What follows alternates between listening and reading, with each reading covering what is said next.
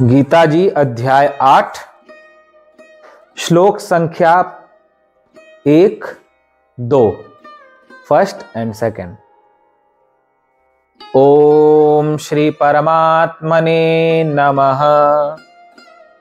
अथाष्टमोऽध्यायः। श्री अर्जुन उवाच किं तद्ब्रह्म किमध्यात्मम् किं कर्म पुरुषोत्तम अधिभूतं च किं प्रोक्त मधिदैवं किमुच्यते अधियज्ञः कथं कोऽत्र देहेऽस्मिन् मधुसूदन प्रयाणकाले च कथं ज्ञेयोऽसि नियतात्मभिः। अर्जुन ने कहा, हे पुरुषोत्तम, वह ब्रह्म क्या है, अध्यात्म क्या है, कर्म क्या है, अधिभूत नाम से क्या कहा गया है और अधिदैव किसको कहते हैं। हे मधुसूदन, यहां अधियज्ञ कौन है और वह इस शरीर में कैसे है तथा युक्त चित्त वाले पुरुषों द्वारा अंत समय में आप किस प्रकार जानने में आते हैं।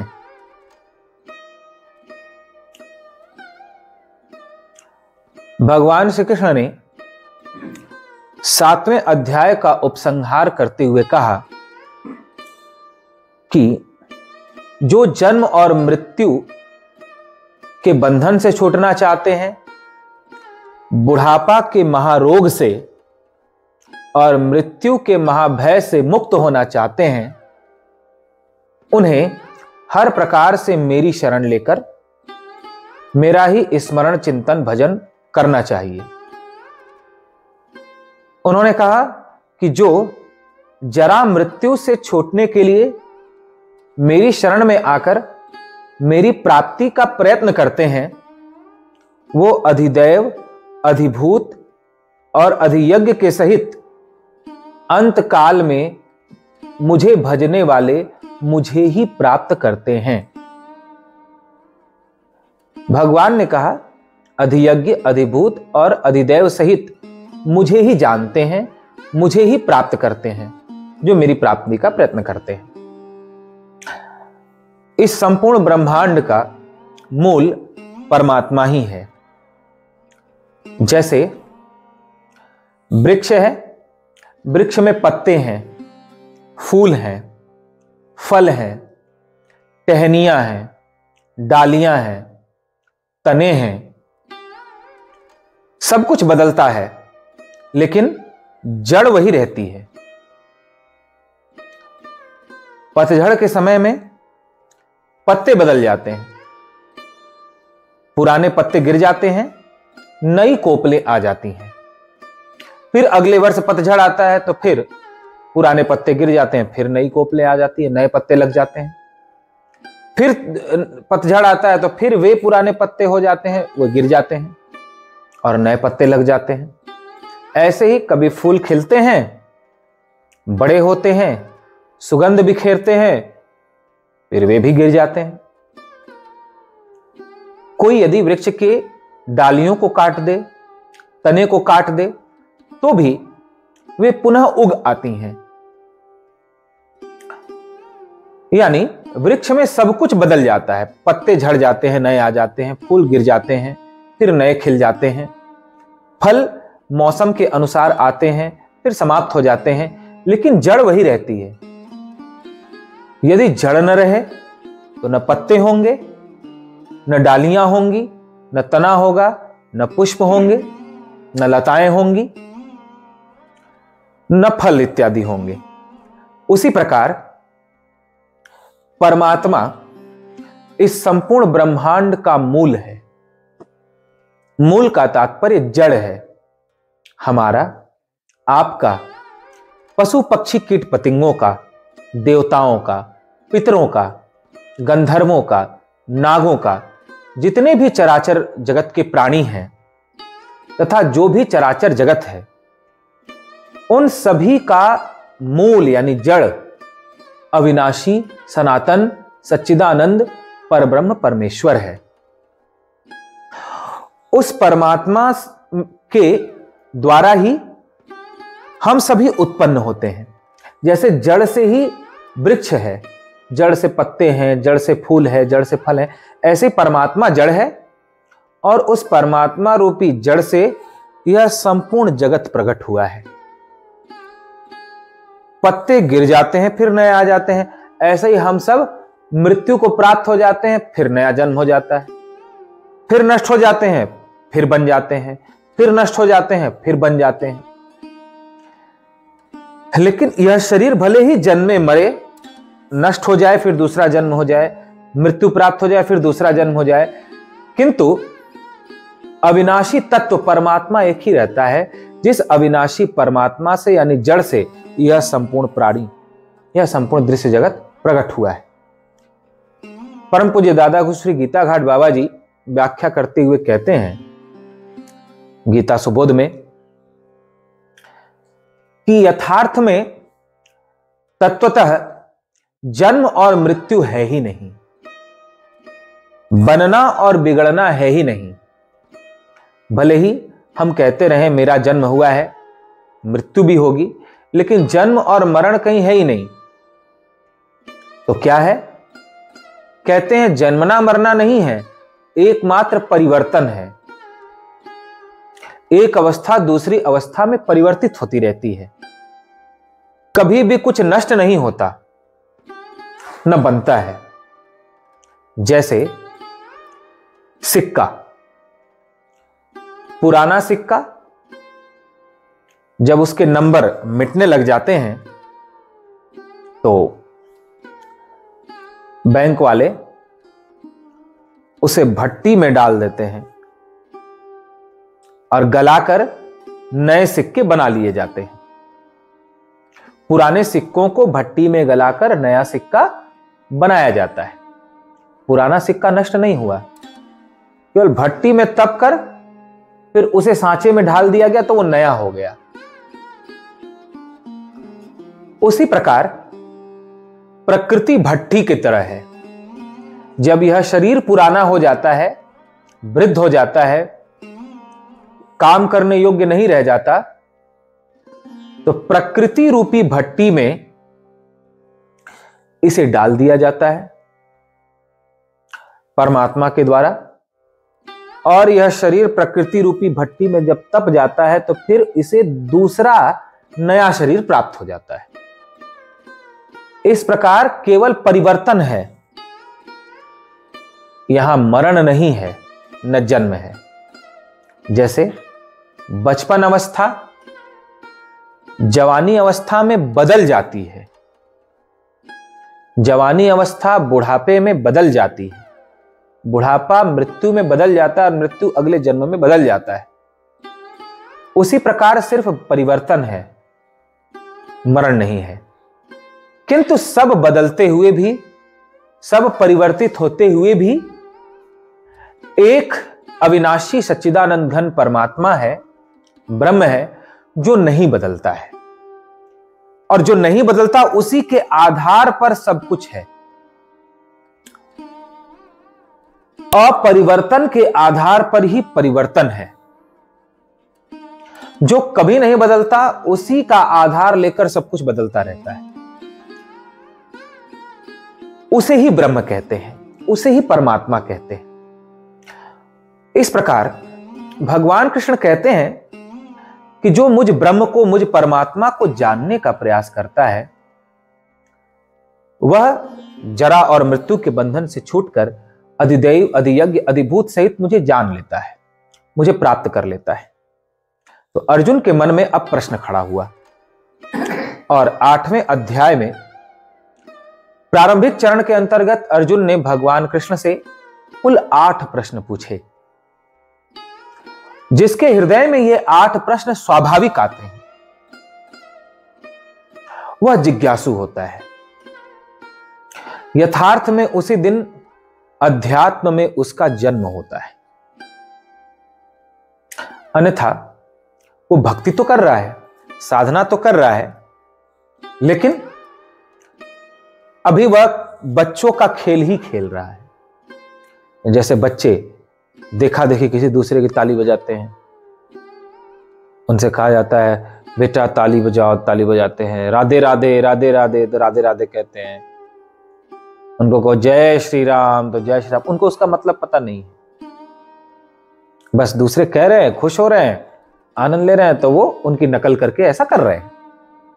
उसी प्रकार प्रारंभिक चरण में सब ऐसे ही, कोई प्रणाम कर रहा है तो प्रणाम करते हैं, कोई राम राम सीताराम सीताराम सीताराम गा रहा है तो राम राम सीताराम सीताराम सीताराम गाते हैं, कोई मंदिर जा रहा है तो मंदिर जाते हैं, कोई तीर्थ जा रहा है तो तीर्थ जाते हैं, कोई भागवत सुन रहा है तो भागवत सुनते हैं, कोई सत्संग कथा सुन रहा है तो सत्संग कथा सुनते हैं।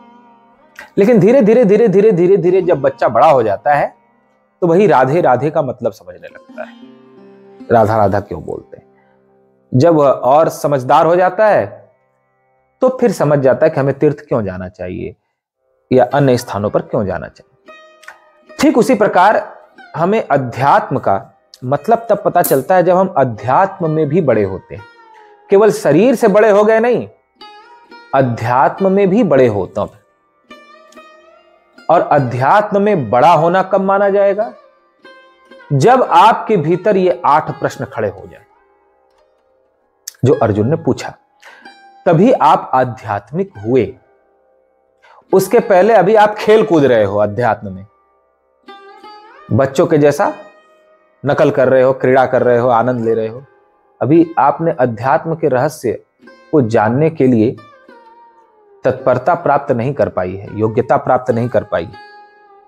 आप में अध्यात्म को जानने की योग्यता तब प्राप्त होगी जब आपके भीतर ये 8 प्रश्न खड़े होंगे।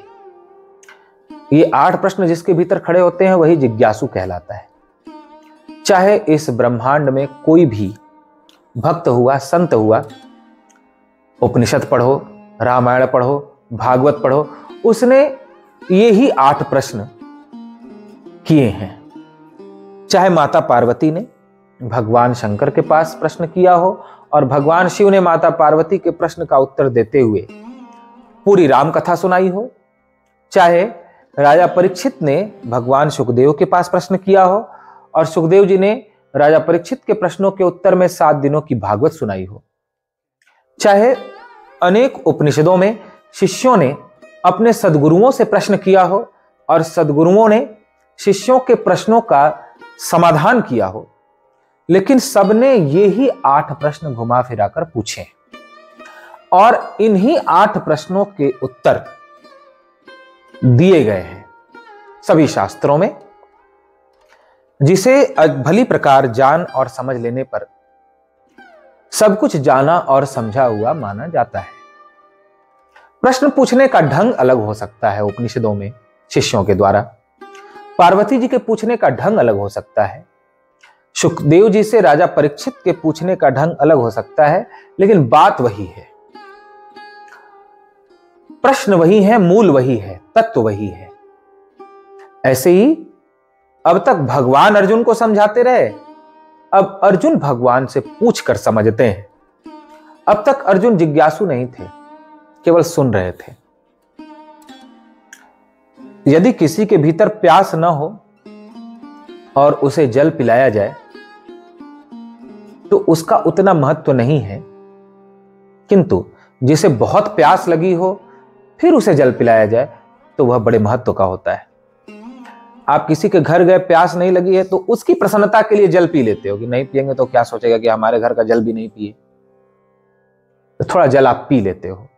लेकिन बहुत प्यास लगी हुई हो तो उस समय जल पीने से जो तृप्ति होती है, उस समय जल का जो महत्व समझ में आता है, वो बिना प्यास के समझ में नहीं आता।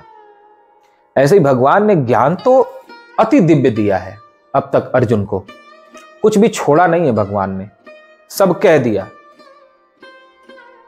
लेकिन अर्जुन के भीतर अभी तक प्यास नहीं थी, इसलिए आधा पिया आधा गिर गया, या हां कर दिया, जैसे थोड़ा पी लिया, बस इतना ही।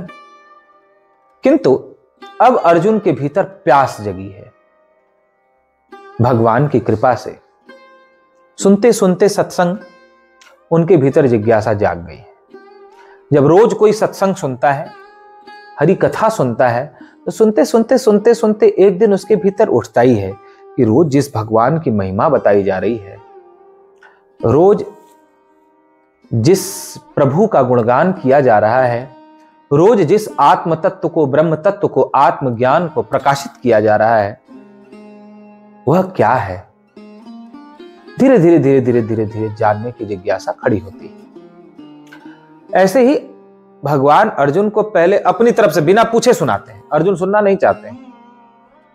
अर्जुन तो ऐसा चाहते हैं कृष्ण मुझे कह दें कि तुम युद्ध मत करो, जंगल में चले जाओ, मेरी बात की सम्मति दे दें, मेरी हां में हां मिला दें और मैं युद्ध छोड़कर चला जाऊं जंगल में। अर्जुन ऐसा चाहते हैं, वो सत्संग कथा नहीं सुनना चाहते।